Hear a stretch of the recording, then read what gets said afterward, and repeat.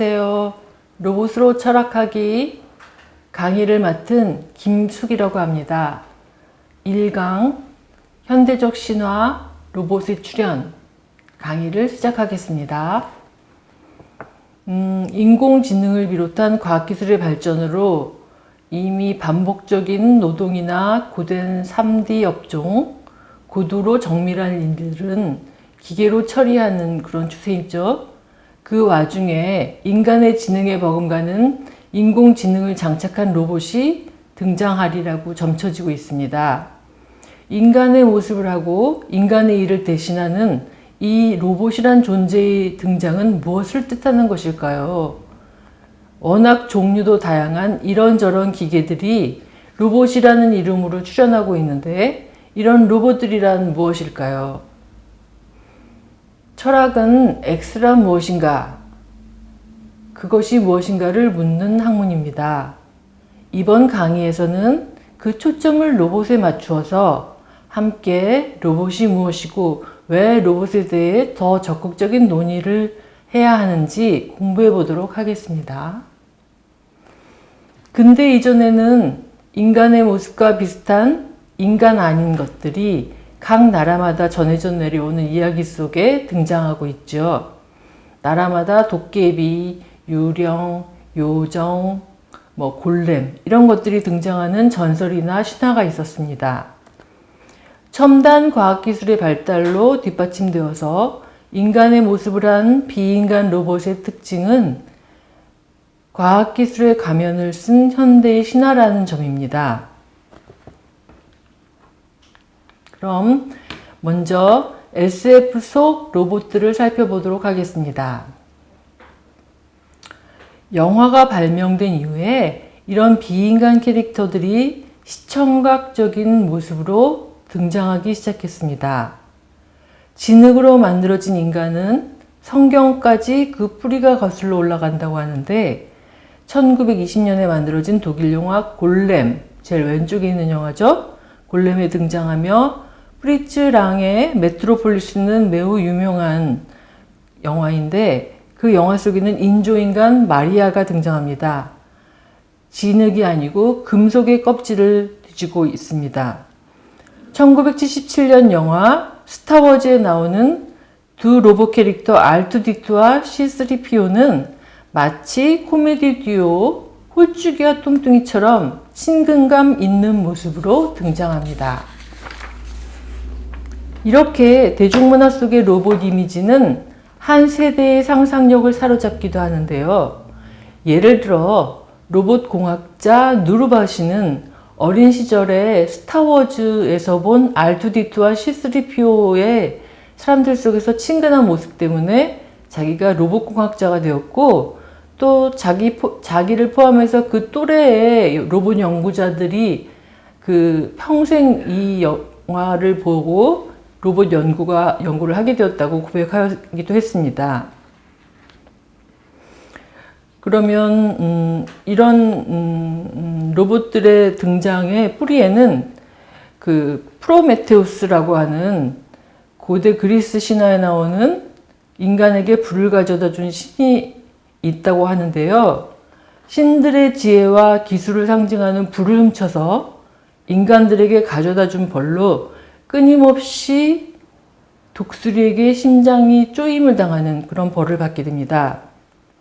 기원전 8세기경 헤시오도스의 불을 훔친 프로메테우스, 기원전 5세기경 결박된 프로메테우스 같은 연극들이 남아있고요.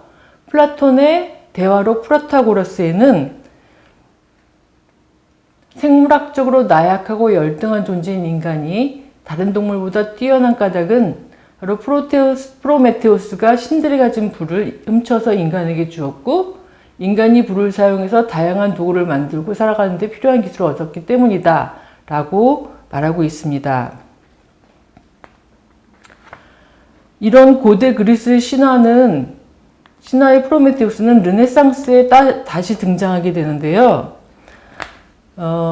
서양은 400년부터 1400년까지 기독교적인 신 중심의 중세 시대를 거쳐서 15세기 무렵 다시 인간 중심의 사고를 하기 시작합니다.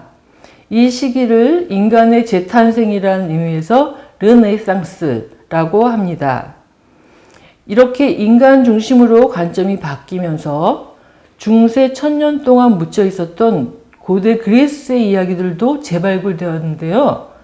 얀 코시아르나 루벤스의 그림들은 이렇게 다시 문화적 담론 속에 등장하는 프로메테우스를 보여줍니다.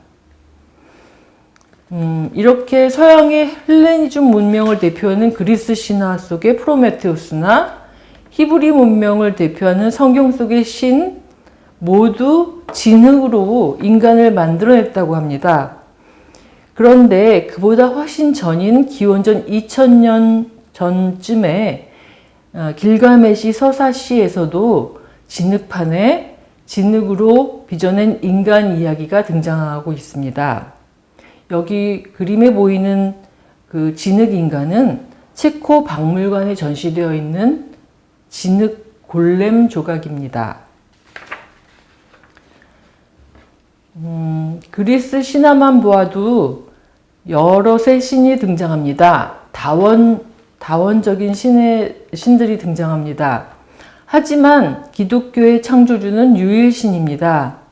유일신이 지배하는 우주관이 중세 1000년을 이어간 것입니다. 16세기 과학자 갈릴레오 갈릴레이가 망원경을 발명하여서 코페르니쿠스의 지동설, 지구가 돈다는 것을 입증하여서 종교 지판을 받게 되는 것에서 알고 있듯이 과학기술의 발달과 진리탐구는 점점 신 중심에서 인간 중심으로 관점이 변화의 기폭제 역할을 했습니다. 그 사이에 우주의 법칙과 원리를 주관하는 기술자로서의 신 이미지가 완충제 역할을 했습니다. 그래서 신의 이미지는 이 그림에서 보여지는 것처럼 자와 콤파스를 들고 조물주로서 지구를 운영하는 그런 이미지가 등장하는 어떤 작자미상의 그림입니다.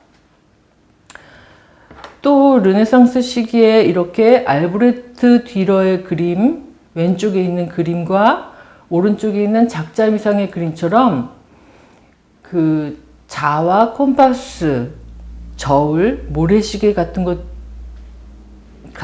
수학적 도구들을 사용하는 모습들이 그림에 등장합니다.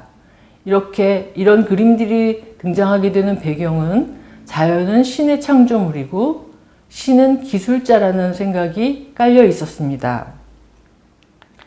역시 르네상스 시대의 화가 레오나르도 다빈치 역시 신의 창조물인 인간을 수학적으로 탐구하고 신적인 도구인 수학을 사용해서 인류의 오랜 꿈, 하늘을 나는 기계를 만들어 보려고 했습니다. 또 인간에 대한 관심 속에서 인간을 해부하여 해부도를 그리기도 했습니다. 그리고 인간을 인체 비례도를 그렇게 왼쪽에 있는 것이 인체 비례도 인간에 대한 관심 속에서 이런 것들이 나오게 된 것이죠. 그리고 이렇게 과학기술적으로 세계를 바라보는 그런 태도 속에서 뻐꾸기가 시간을 알려주는 그 뻐꾸기 시계처럼 동물의 외관에 내부는 기계장치로 설계해서 마치 살아있는 것처럼 움직이면서 생명체를 모방하는 기계들이 등장합니다. 프랑스 사람 보캉송은 이렇게 기계 오리, 태엽장치를 감아서 움직이는 것처럼 조작된 기계 오리를 선보였는데요.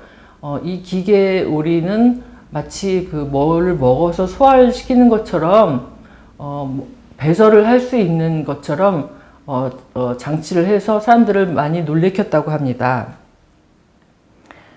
그 다음에 이 그림에서 보는 것 같은 18세기의 기계는 메카니컬 터크라고 하는데요. 안에 체스를 잘 두는 체스의 고수가 숨어 있고 그 겉에는 이렇게 터키인이 마치 기계가 체스를 그렇게 잘 두는 것처럼 이렇게 조작하는 18세기의 장치입니다. 이 체스의 고수가 나폴레옹도 이겼다고 한다고 합니다. 오늘날에는 전면에 나선 컴퓨터가 잘 하지 못하는 일들을 후면에서 처리해주는 일을 해주는 서비스를 가리키는 말로 아마존 메커니컬 터크 같은 말로 이용되고 있습니다. 그 다음에 19세기에는 현대 로봇의 전신이라고 할 만한 캐릭터가 등장하는데요. 메리 셀리라고 하는 여류 작가의 소설에서입니다. 왼쪽 모습이죠. 이 소설의 원제목은 프랑켄슈타인, 현대의 프로메테우스입니다. 자, 프로메테우스가 다시 등장하는데 어떤 식으로 등장하냐면 저렇게 인조인간을 만드는 그런 모습으로 등장하게 되는 겁니다. 역시 19세기에 오늘날 디지털 컴퓨터의 전신이라고 할 만한 계산기계를 만든 계산기계를 찰스 베비지라는 사람이 고안해냅니다. 19세기에 산업이 발달하면서 뭔가 무척 이렇게 계산해야 될 것들이 복잡해지고 하니까 이렇게 정교한 계산기가 필요해지고 그에 착안해서 이 사람이 그걸 발명해냈다고 합니다. 이게 오늘날 디지털 컴퓨터의 전신이라고 합니다. 1914년부터 18년 사이에 1차 세계대전이 벌어졌죠. 이 전쟁에서 그간 산업혁명을 통해서 발달한 온갖 무기들이 위력을 발휘하게 됩니다. 이런 살상 무기들이 위력에 놀란 차페크라는 체코 사람이 로숨의 유니버설 로봇이라는 연극을 통해서 인간의 모습을 한 기계 인형에 최초로 로봇이라는 이름을 붙이게 됩니다. 그렇게 로봇이라는 형식을 통해서 현대의 비인간화에 대해서 항의하고자 했다고 합니다. 카릴 차파크는 25세에 철학 박사 학위를 받은 천재 작가로서 체코에서는 유명하다고 합니다. 이 로숨의 유니버설 로봇은 자동기계 로봇이 노예와 다름없었던 그 당시의 노동자들의 상황을 비유한다고 합니다. 그 다음에 1900년에 오지 마부사라는 소설이 나왔는데 인기를 얻어서 1938년에 영화화되었습니다. 이 영화 속에서도 깡통 로봇, 양철 로봇이 등장하는데 심장을 찾아서 오지로 떠나게 되죠.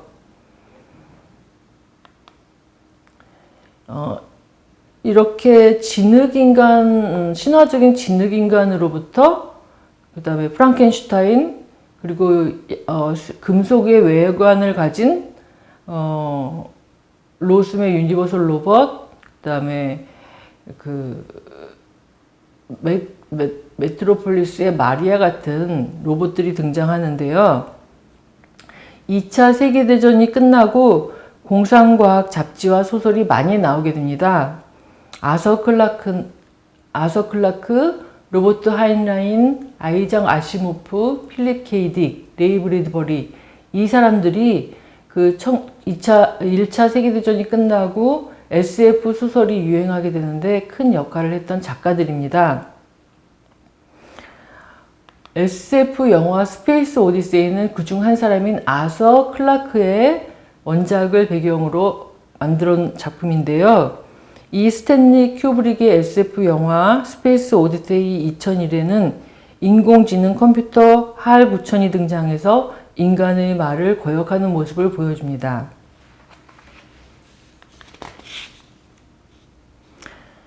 앨런 튜링이라는 사람이 있는데요. 이 앨런 튜링은 현대 컴퓨터의 기원이 되는 튜링 기계라는 개념을 제안하였습니다. 튜링 테스트와 머신 러닝이라는 아이디어를 제안해서 이후 컴퓨터 공학이 이 방법으로 인공지능을 발전시키게 됩니다. 이미테이션 게임은 이 앨런 튜링의 전기를 쓴 앤드류 호지스라는 사람의 작품을 토대로 해서 만들어진 영화인데요. 달리기를 좋아했다고 합니다. 이 앨런 튜링이. 근데 이 튜링은 성소수자라는 정체성이 드러나서 사법적 처벌을 받게 되자 자살을 하게 됩니다. 이 영화는 생각보다 나름대로 앨런 튜링이 그 컴퓨터에 대해서, 인공지능에 대해서 갖는 생각이 간략하게나마 잘 드러나 있다고 생각해서 한번 보시면 좋을 것 같다는 생각이 듭니다.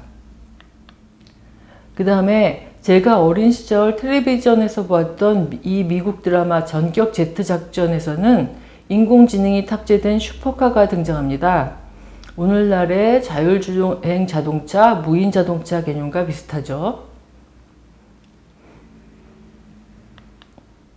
그 다음에 리들리 스콧의 영화 브레이드 러너는 필립 K. 딕, 왼쪽에 있는 작가죠. 안드로이드는 전기양을 꿈꾸는가를 원작으로 하며 만들어졌습니다. 이 작품에는 차페크의 로봇과 비슷하게 기계와 유기체와 결합되어 있는 리플리컨트가 등장합니다.